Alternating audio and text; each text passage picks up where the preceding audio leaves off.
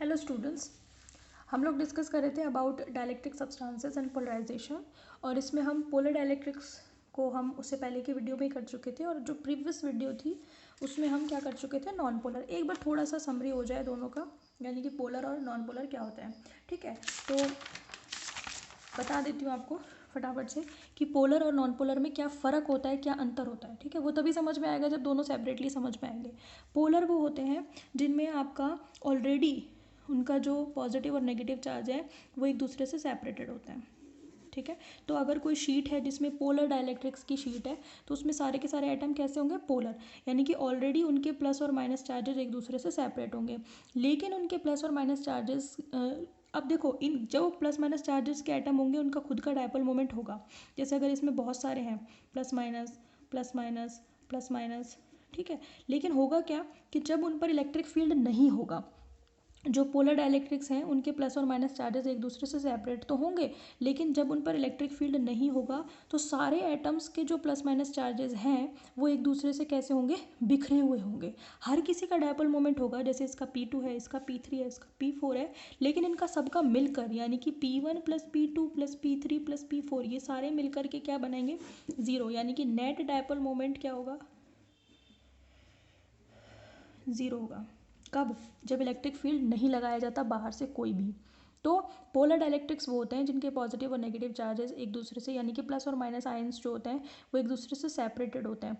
But in absence of any electric field सभी के net dipole moment क्या होते हैं, ज़ीरो। हर एक का डायपोल मोमेंट है, each molecule has its own dipole moment, but the net dipole moment is zero because all the dipoles are in irregular shape, यानी कि सभी कैसे हैं, बिखरे हुए हैं। तो सभी के डायपोल मोमेंट्स एक दूसरे को कैंसिल कर देते हैं। लेकिन जब इनको किसी एक्सटर्नल फील्ड में रखा जाता है तो सारे के सारे डायपोल्स एक ही डायरेक्शन में क्या हो जाते हैं, अलाइन हो जाते हैं, यानी कि minus plus minus plus minus plus minus plus minus plus minus plus. ठीक है, जरूरी नहीं है ये माइनस प्लस ही लिखो, आप प्लस माइनस भी लिख सकते हो, लेकिन वो डिपेंड करेगा कि आपने इलेक्ट्रिक फील्ड कौन सी डायरेक्शन में लगाया है, इस डायरेक्शन में लगाया है या इस डायरेक्शन में लगाया है।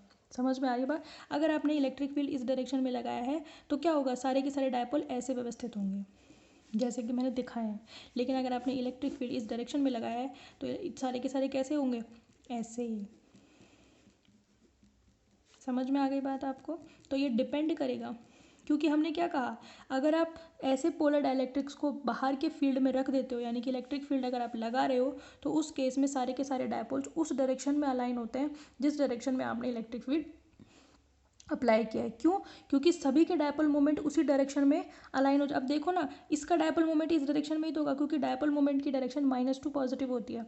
ये नेगेटिव चार्ज, ये पॉजिटिव चार्ज, ये P1 हो गया, ये P2 हो गया, ये P3 हो गया। तो देखो ना, इसकी और इसकी डायरेक्शन सेम ही तो है, तो नेट डायपोल मोमेंट भी तो सबका टोटल भी तो इसी डायरेक्शन में होगा, P। समझ में आ रही है। लेकिन अगर आप इस डायरेक्शन में लगाते तो इनका डायपोल मोमेंट देखो, P1 इधर है, P2 इधर है, P3 इधर है। तो पेपर में इस बात का खास ध्यान रखना, क्योंकि एग्जामिनर थ्योरी पढ़े ना पढ़े लेकिन वो ऐसी चीज़ें बहुत पढ़ता है, क्योंकि वो दिखते ही समझ में आ जाती है। अगर आपने ये डायग्राम सही बनाया तो फिर आपका एग्जामिनर क्या सोचेगा कि उसका कॉन्सेप्ट क्लियर है, क्योंकि बच्चे जनरली समझ तो जाते हैं पर वो कॉन्सेप्ट नहीं समझते। वो आप क्या करोगे, उल्टा अगर बनाया होगे, इसको प्लस माइनस करिया होगे तो उसको समझ में आ गया इसने गलत किया है, इसको समझ में कुछ नहीं आया, काटेगा पूरा। अगर काटेगा भी नहीं, पूरा काट भी नहीं सकता तो नंबर काटेगा, उसमें से 2-4 नंबर निकाल लेगा आपके। ठीक है, तो कंसेप्ट क्लियर होना चाहिए। मैं क्या बोल रही हूँ कि इलेक्ट्रिक फील्ड बाहर से लगाने पर सारे के सारे एटम्स या मॉलिक्यूल्स ऐसे व्यवस्थित हो जाते हैं कि नेट डायपोल मोमेंट बाहर के इलेक्ट्रिक फील्ड की ही डायरेक्शन में हो। और net dipole moment electric field की डायरेक्शन में होने का क्या मतलब होगा कि सभी के डायपोल मोमेंट इसी डायरेक्शन में होने चाहिए। और डायपोल मोमेंट की डायरेक्शन होती है नेगेटिव टू पॉजिटिव, ये ध्यान रखना आप। ठीक है, अगर एक एक का इधर है तो सबका भी इधर ही होगा टोटल होकर के। तो ये तो क्या हो गए, पोलर डाइलेक्ट्रिक्स। तो पोलर डाइलेक्ट्रिक्स का in absence of electric field dipole moment होता है। समझ में आ रही है। लेकिन जो नॉन पोलर होते हैं उनका इलेक्ट्रिक फील्ड अगर आप नहीं लगा रहे हो तो भी उनका डायपोल मोमेंट होता ही नहीं है।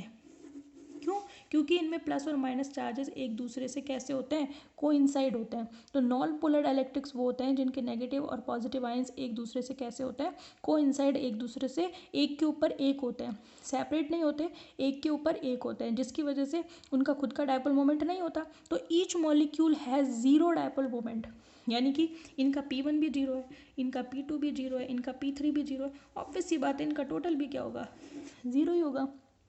तो इनमें E ज़ीरो है, ठीक है। तो क्यों है, अगर इलेक्ट्रिक फील्ड नहीं है तो वो उसका क्या है कि इन सभी का डायपोल क्या है, डायपोल मोमेंट जीरो है, इसलिए नेट डायपोल मोमेंट जीरो है।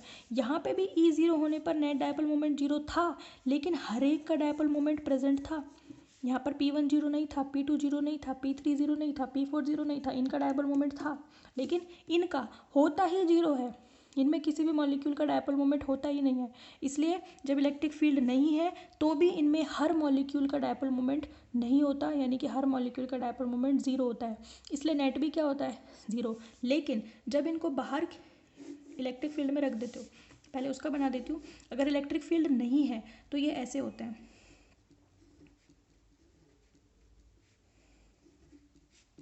एक के ऊपर एक होते हैं, सेपरेटली नहीं होते। यानी कि कब, जब इलेक्ट्रिक फील्ड ज़ीरो है। लेकिन जब आपने इलेक्ट्रिक फील्ड लगा दिया, इस डायरेक्शन में लगा दिया सपोज, तो फिर ये क्या करते हैं, सेपरेट हो जाता है, मतलब इनमें डायपोल मोमेंट प्रोड्यूस हो जाता है, इंड्यूस हो जाता है, ठीक है। यानी कि अब ये क्या हो जाएंगे, इनके प्लस माइनस सेपरेट होना शुरू हो जाएंगे। और कैसे सेपरेट होंगे, इलेक्ट्रिक फील्ड इस डायरेक्शन में है तो डायपोल मोमेंट भी इसी डायरेक्शन में होना चाहिए, यानी कि minus plus minus plus minus plus minus plus. बात मेरी समझ में आ रही है आपको, अंतर समझो, कॉन्सेप्ट क्लियर करो, लिख चाहे अपनी लैंग्वेज में देना, ठीक है। तो सभी का देखो, अब P1 भी है, P2 भी है, P3 भी है, तो इन सभी का टोटल भी कहाँ है, इधर ही है। इसको कहते हैं इंडक्शन ऑफ डायपोल मोमेंट, यानी कि यहाँ पे तो डायपोल मोमेंट ऑलरेडी था, हर एक का था, टोटल नहीं था, लेकिन बाद में हमने इलेक्ट्रिक फील्ड लगाया तो सभी एक डायरेक्शन में अलाइन हो गए, तो डायपोल मोमेंट नेट भी क्रिएट हो गया। लेकिन यहाँ पे क्या था, हर एक का भी नहीं था, टोटल भी नहीं था, लेकिन जब इलेक्ट्रिक फील्ड लगाया तो टोटल क्रिएट हो गया। इसको कहते हैं हम इंड्यूस डायपोल मोमेंट। अंतर समझ में आया, यानी कि पोलर डाइलेक्ट्रिक्स और नॉन पोलर डाइलेक्ट्रिक्स में अंतर क्लियर हुआ या नहीं हुआ, ठीक है। तो हमने लास्ट में यही बात कर ली थी कि जो नॉन पोलर डाइलेक्ट्रिक्स होते हैं उनमें डायपोल मोमेंट इंड्यूस हो जाता है, ठीक है। तो हमने कहा था चार्ज सेपरेशन हो जाता है अपोजिट डायरेक्शन में, जिससे क्या होता है, dipole moment in each molecule induces, यानी कि हर एक में डायपोल मोमेंट जो है वो इंड्यूस होना, मतलब प्रेरित होना, पहले नहीं था अब निकल कर क्या है। बात समझ में आ गई, ठीक है, कंसेप्ट क्लियर हुआ ये। चलो आगे चलो, आगे देखिए, इसी से इंडक्शन से एक डेफिनेशन निकल के आती है, द इंडक्शन, ये है डेफिनेशन किसकी, पोलराइजेशन की। तो आप ऐसे लिखो, डेफिनेशन किसकी है, पोलराइजेशन की। पूछ ली जाती है पेपर में ये कि व्हाट इज पोलराइजेशन, और पोलराइजेशन किसका, polarisation of dielectric substance.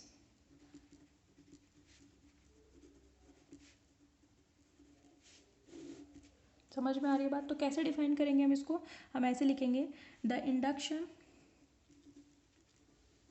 Of electric dipole moment, the induction of electric dipole moment in a dielectric substance, in a dielectric substance in the presence of external electric field is called polarization, ठीक है। तो polarisation क्या है, polarisation है कि किसी भी dielectric substance में इलेक्ट्रिक फील्ड, यानी कि बाहर से इलेक्ट्रिक फील्ड लगाने पर जो इलेक्ट्रिक डायपोल मोमेंट प्रोड्यूस होता है या इंड्यूस होता है, उसको आप क्या कहते हो, पोलराइजेशन। तो polarization is the property of any dielectric substance that created due to the induction of the dipole moment due to external electric field. बात समझ में आ गई, यानी कि बाहर से इलेक्ट्रिक फील्ड लगाने की वजह से अगर किसी सब्सटेंस में क्या होता है, डायपोल मोमेंट प्रोड्यूस हो जाता है, इंड्यूस हो जाता है, तो इस प्रॉपर्टी को क्या नाम दिया जाता है, पोलराइजेशन या ध्रुवीकरण। यानी कि दो सेपरेट पोल्स बन जाना, क्रिएट हो जाना, पहले नहीं थे लेकिन अब क्रिएट हो जाना। ठीक है, तो आप इसी में मतलब ये जो नॉन पोलर डायलैक्ट्रिक्स है उसी में चल रहा है, ये अलग से नहीं है। तो नॉन पोलर डायलैक्ट्रिक्स में क्या होता है, जैसे अभी बताया मैंने, नॉन पोलर डायलैक्ट्रिक्स में जब इलेक्ट्रिक फील्ड नहीं है तब तो वो दोनों एक के ऊपर एक ऐसे एक दूसरे के साथ होते हैं, किसी डिस्टेंस पे नहीं होते। ये कब है स्थिति, जब E is equal to zero है। लेकिन अगर इलेक्ट्रिक फील्ड ज़ीरो नहीं है, आपने इलेक्ट्रिक फील्ड लगाया है इस डायरेक्शन में, तो सारे के सारे डायपोल एक दूसरे से इस तरीके से व्यवस्थित हो जाते हैं।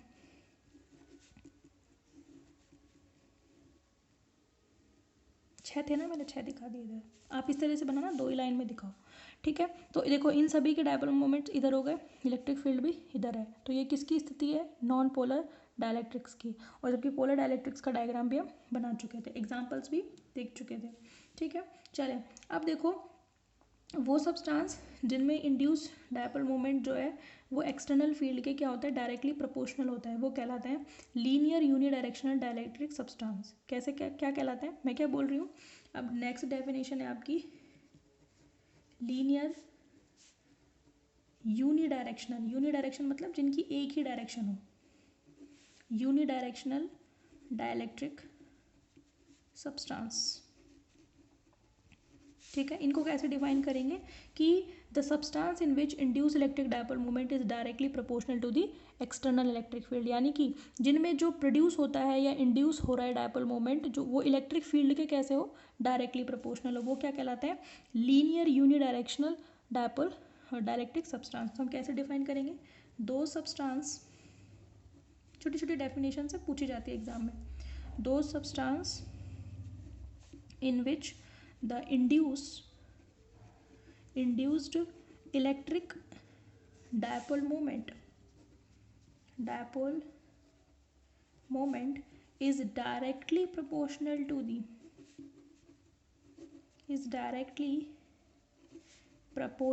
to the external electric field. External electric field is called linear unidirectional dielectric substance.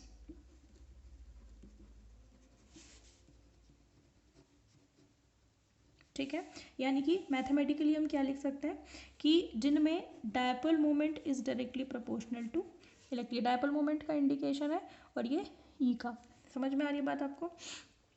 ठीक है, तो इससे क्या पता है, इस प्रोपोर्शनलिटी को हटाते हैं तो एक कांस्टेंट आता है अल्फा। ठीक है, यहाँ पे अल्फा पता है क्या है, alpha is polarisation.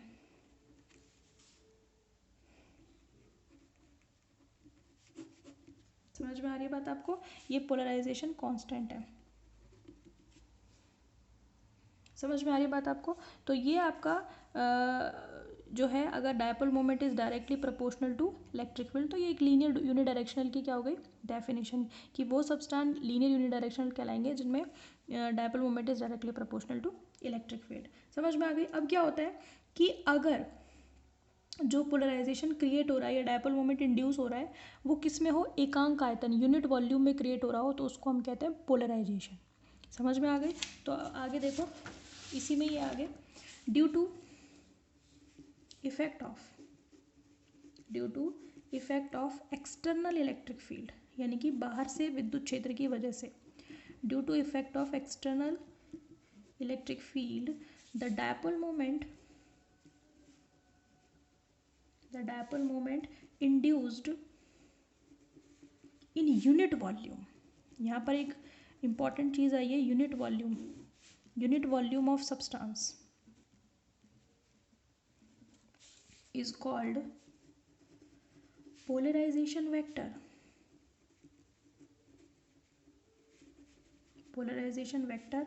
of substance। यानी कि जो इंड्यूस हो रहा है डायपोल मोमेंट वो किस में इंड्यूस हो रहा हो, यूनिट वॉल्यूम में। अगर यूनिट वॉल्यूम के अलावा किसी भी वॉल्यूम में क्रिएट हो रहा हो तब तो कोई दिक्कत नहीं है ना, लेकिन अगर वो यूनिट वॉल्यूम में क्रिएट हो रहा है, एकांक आयतन में क्रिएट हो रहा है, तो उसको क्या बोलेंगे, पोलराइजेशन वेक्टर। समझ में आ रही है। यानी कि पोलराइजेशन जो है वो रिप्रेजेंट किया जाता है कैपिटल P से, dipole moment is represented by small p, लेकिन जो पोलराइजेशन है that is represented by capital P। तो capital P is directly proportional to electric field होगा उस स्थिति में, और P प्रोपोर्शनलिटी को हटाओगे तो कांस्टेंट लगाओगे, और वो कांस्टेंट है काई ई, इसको बोलते हैं काई, हिंदी में लिख देती हूँ काई, इसको काई बोलते हैं। और ई, यहाँ पर ये जो काई ई है ये पता है क्या कहलाता है, इलेक्ट्रिक ससेप्टेबिलिटी, इसको क्या बोलते हैं, electric susceptibility. Here chi e is equals to electric susceptibility.